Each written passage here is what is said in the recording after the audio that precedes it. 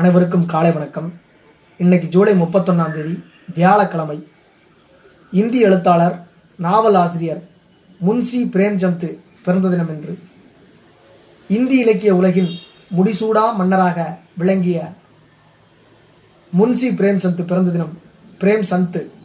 தினம் என்று இவர் சும்மா இருக்க மாட்டாம உத்தரப்பிரதேச மாநிலம் பனாரஸ் அருகே உள்ள லம்ஹி கிராமத்தில் 1880ஆம் ஆண்டு பிறந்தவர். இயற்பெயர் தன்பத் ராய் ஸ்ரீவத்சவ். தந்தை கணக்கு பிள்ளை. லால்பூர் மதராசாவில் 7 வயதில் கல்வியை தொடங்கினார். அங்கு உருது, பாரசீகம் கற்றார். 8 வயதில் அம்மா இறந்ததால் அப்பா 2ஆம் திருமணம் செய்து கொண்டார். வறிய சூழலில் வளர்ந்தார். பெட்டி கடைக்காரர் ஒருவரை சிநேகம் பிடித்து கொண்டு அவரது கடையில் இருந்த உருது புத்தகங்களை படித்தார். புத்தக விற்பனையாளர் ஒருவரிடம் வேலை கேட்டு வாங்கி அங்கிருந்த நூற்றுக்கணக்கான புத்தகங்களை படித்து முடித்தார். பனாரஸ் குயின்ஸ் கல்லூரியில் சேர்ந்தார். 13 வயது முதல் எழுத தொடங்கினார். 8ஆவது படிக்கும்போதே எழுத தொடங்கிடுறாரு. பிஞ்சில் பழுத்த பழமாக இருக்கும் போல். அதனால தான் 56லே போயிடுறாரு. ஆனால் 56மே நல்ல வயசு தான். தந்தை இறந்ததும் குடும்ப சுமை இவரது தோள்களில் விழுந்தது. டியூஷன் சொல்லிக் கொடுத்து சம்பாதித்தார். உதவி ஆசிரியராக அரசு பள்ளியில் வேலைக்கு சேர்ந்தார். முதலில் பாபு நவாப் ராய் பனாரசி என்ற பெயரிலும் பிறகு பிரேம்சந்த் என்ற பெயரிலும் எழுதினார். இவருடைய இயற்பெயர் தன்பத் ராய் ஸ்ரீவத்சவ்.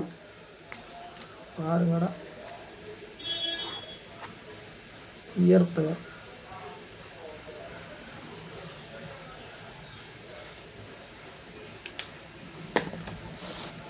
தான் ஏழ்மையில் இருந்தாலும் தன்னை விட ஏழ்மை நிலையில் இருப்பவர்களுக்கு உதவும் தயாள குணம் படைத்தவர். 1903இல் உருது இதழில் இவரது முதல் நாவல் அஸ்ரர் இ மாபிட் தொடராக வெளிவந்தது. துனியா கா அன்மோல் ரதன் என்ற இவரது முதல் சிறுகதை 1907ஆம் ஆண்டு சூரத் பிளவு நடந்த வருஷத்தில் வெளிவருது. தொடர்ந்து பல நூல்கள் வெளிவந்தன. உருதுவிலும் இந்தியிலும் எழுதினார். காந்தியடிகளின் ஒத்துழையாமை இயக்கத்தால் ஈர்க்கப்பட்டு அரசு வேலையை துறந்தார். முழு மூச்சாக இலக்கிய பணியில் சேர்ந்தார். மரியதா மற்றும் மாதுரி இதழ்களில் ஆசிரியராக பணியாற்றினார். ஒரு அச்சகத்தை தொடங்கினார். ஹன்ஸ் என்ற இதழை 1930இல் தொடங்குகிறார். பிரேம் பக்சி மற்றும் ரங் பூமி மற்றும் காயகல்ப் மற்றும் கோதான் மற்றும் கர்மபூமி உள்ளிட்ட பல நாவல்களையும் எழுதியிருக்கிறார். இவரது பிரேமாம்ஸ்ரம் மற்றும் நிர்மலா மற்றும் கபன் இந்த நாவல்கள் மற்றும் மானசரோவர், பிரேம் துவாதசி ஆகிய கதை தொகுப்புகள் பிரபலமானவை. 300க்கும் அதிகமான கதைகள் எழுதியிருக்கிறார். 1934இல் இவரது சேவா சதன் என்ற நாவல் திரைப்படமாக தயாரிக்கப்பட்டது. வசனங்களையும் இவரே எழுதினார். தனது படைப்புகள் மூலம் மக்களிடம் தேசிய உணர்வை வளர்த்தார். அவரது எழுத்துக்கள் படிப்பவர்கள் மனதில் ஒரு காட்சி பதிவு போல பதியும் ஆற்றல் கொண்டிருந்தன. பிரச்சனைகளை யதார்த்தமாக நகைச்சுவையோடு சித்தரித்தவர். இவரது நூல்களை சாகித்ய அகாடமி பல்வேறு மொழிகளில் வெளியிட்டிருக்கிறது. அரசியல், சமூக சீர்கேடு, தீண்டாமை, இன மத மோதல்கள் குறித்து பல கட்டுரைகளை தனது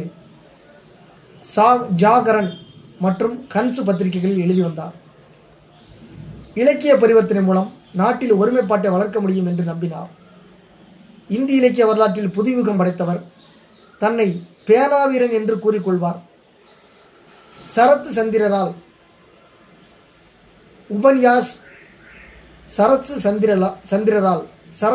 ஒருத்தர் இருக்கார். அவரால் உபன்யாஸ் சாம்ராட், நாவல் சக்கரவர்த்தி என்று போற்றப்பட்ட முன்ஷி பிரேம்சந்த் 56 வயதில் நம்மளை விட்டு நீங்கி விடுகிறார். 1936ஆம் ஆண்டு. இன்னைக்கு ஜூலை 31 வியாழக்கிழமை. இவரை சந்தித்த மகிழ்ச்சியோட இந்த நாள் நிறைவு பெறுகிறது, இந்த மாதமும் நிறைவு பெறுகிறது. நாளை ஆகஸ்ட் 1ஆம் தேதி டைகர் என்ற பட்டப்பெயரை கொண்ட ஒருத்தர் பிறக்கிறாரு.